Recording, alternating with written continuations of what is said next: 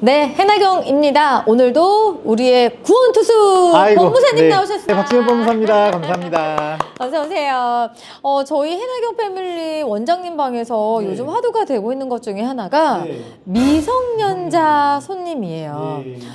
저는 실제로 제가 1호점 운영할 때 학생들, 저희 고시원 바로 앞에 네. 고등학교가 있었는데 특성화 고등학교여서 있죠. 네. 영상 이런 거 전문적으로 가르치고 하는 고등학교라 맞아요. 요즘에는 그런 게 있더라고요. 네, 지방에서 그렇게 학생들이 많이 오는 음. 거예요. 그래서 거기는 기숙사가 되게 중요한 학교인데 기숙사가 단체 생활을 하다 보니 한 방에서 막 한 4명씩 그렇죠. 지나고 2명씩 지내고 이러니까 단독적인 그 방을 원하는 학생들이 문의를 그렇게 해주는 거예요. 근데 그 미성년자를 바로 계약을 시켜도 되나. 근데 부모님이 제가 뭐 동의하니까 괜찮아요. 그냥 해주세요 하고 어떤 법적 서류도 없는 경우들이 좀 있어서 차근차근 좀 여쭤보려고 하는데 네. 첫 번째는 저희는 숙박업에 업태가 이제 고시원으로 그렇죠. 이제 종목이나 업태가 네. 되어 있잖아요.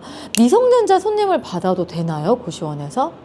일단은 지난번에 말씀드린 것도 있지만 고시원의 입실계약서도 민법상 계약이에요. 네. 민법상 계약이라고 쳤을 때 미성년자는 계약을 단독으로 체결할 능력이 없습니다. 법적으로. 뭐 미성년자가 이제 단독으로 계약을 체결할 능력이 있는데 일상생활에 필요한 경우 이런 경우는 미성년자 혼자 할 수 있거든요. 네. 근데 그런 거는 뭐 쉽게 말씀드리면 가게에서 뭐 물건을 산다.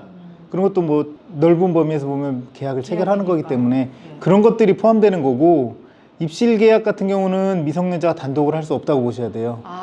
네, 그렇기 때문에 부모님의 동의가 필요한데 뭐 지방에서 네. 오신 학생들 같은 경우에는 부모님이 뭐 직접 오시기는 힘들고 부모님이 동의서를 뭐 작성해서 보내달라라고 하기에는 또 거리도 멀고 네. 번거롭고 하기 때문에 어떻게 해야 되느냐 이게 문제가 될 수 있을 것 같아요. 네. 그러니까 이거예요.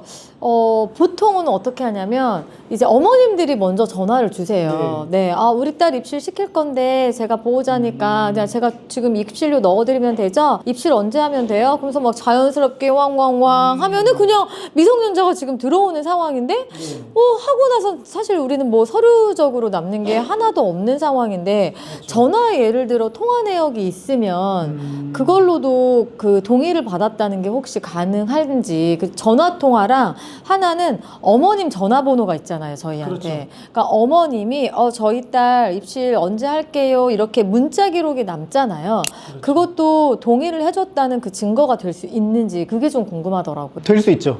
될 수 있고 일단 부모님의 동의가 있다라는 사실만 증명이 되면 돼요. 그건 부모님 네. 전화번호가 찍히니까 그거는 딱 그렇죠. 증거가 네, 남으니까. 근데 이제 그 약간 나쁜 생각을 가진 친구들이 진짜 부모님이 아닌데 맞아요. 그게 걱정이에요. 아는 어른을 좀 부탁을 해서 부모님인 것처럼 전화를 해달라 이런 경우들이 있을 수 있거든요. 네. 그런 경우는 그 전화하신 분이 내가 뭐 누구누구 엄마다 네. 누구누구 아빠다 이렇게 하면서 입실 하는 거 뭐 진행해 주세요 뭐 동의하겠다 이렇게 얘기를 하시잖아요. 그런 경우도 일단은 자료는 다 놔두시고 이런 경우에는 이제 미성년자 측이 계약을 체결할 능력이 없지만 사술로서 기망행위, 사실을 이제 속인다는 얘기거든요. 쉽게 말씀드리면 기망행위를 했다라는 건데 상대방을 속여서 부모님의 동의가 있는 것처럼 믿게 만들었잖아요. 그런 경우에는 계약이 유효할 수 있습니다. 우리 쪽으로 유리하게. 그렇죠. 이게 원래는 미성년자와 계약을 체결했을 때는 부모님의 동의 없이 미성년자가 일방적으로 취소를 할 수 있게 되어 있어요. 그리고 미성년자의 부모님이 일방적으로 취소를 할 수 있게 되어 있기 때문에 미성년자가 뭐 예를 들어서 뭐 한 달 정도 입실을 해서 살았다. 네. 그러면 그 한 달에 대한 돈을 아예 못 받을 수가 있어요. 입실료를. 계약을 취소를 해버릴 수가 있기 때문에. 어차피 네. 법적으로 미성년자 계약은 안 되기 때문에. 안 되기 때문에. 네. 상대방이 취소해버리면 땡입니다. 땡인데 만약에 부모님의 동의가 있는 것처럼 상대방이 속여서 거짓말로 했고 우리는 그거에 대해서 과실 없이 부모님의 동의가 있는 걸로 믿었다라고 하면 그거에 대해서는 취소할 수가 없게 되어 있어요.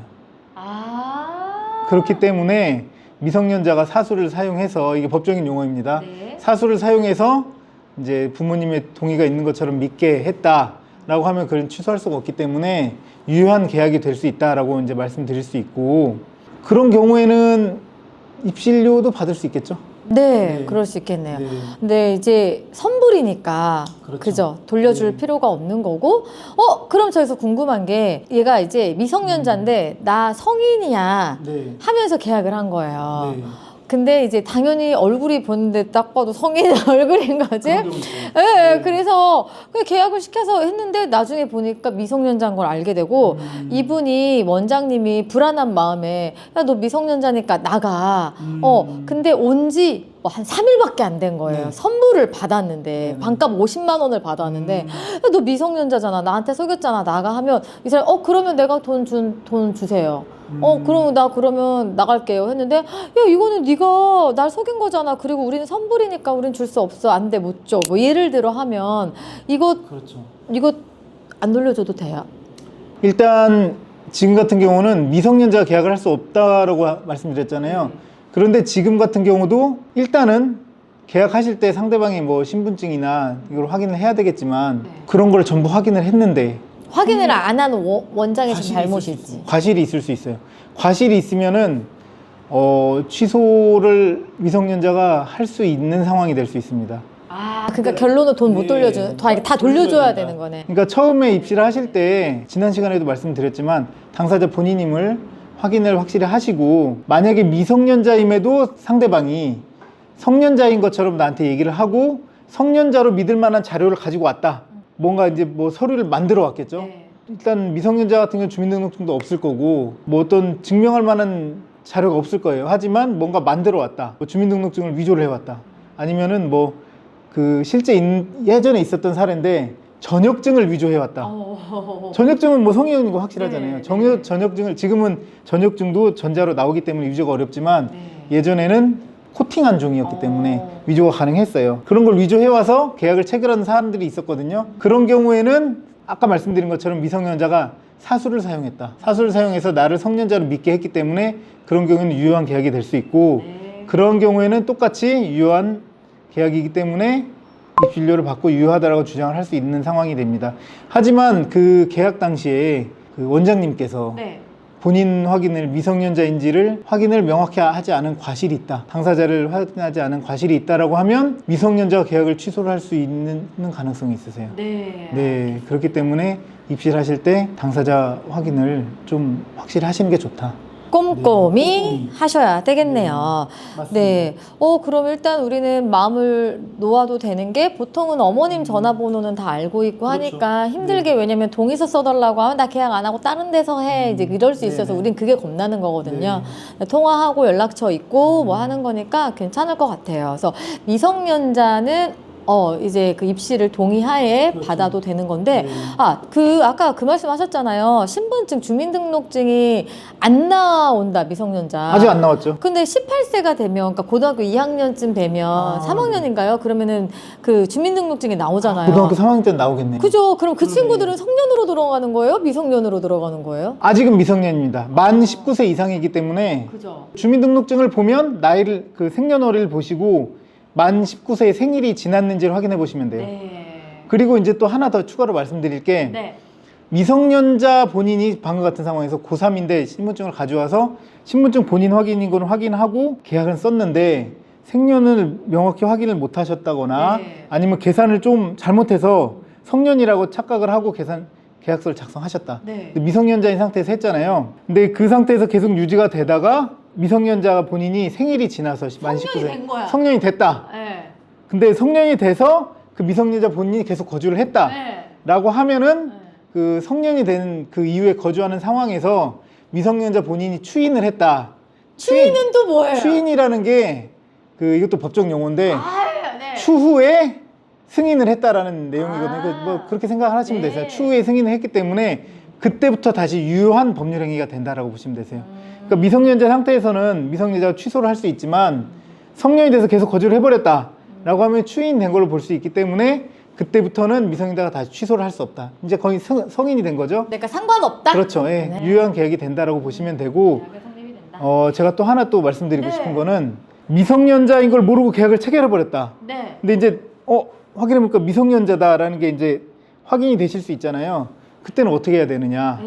그때는 상대방에게 미성년자 본인한테는 안 돼요.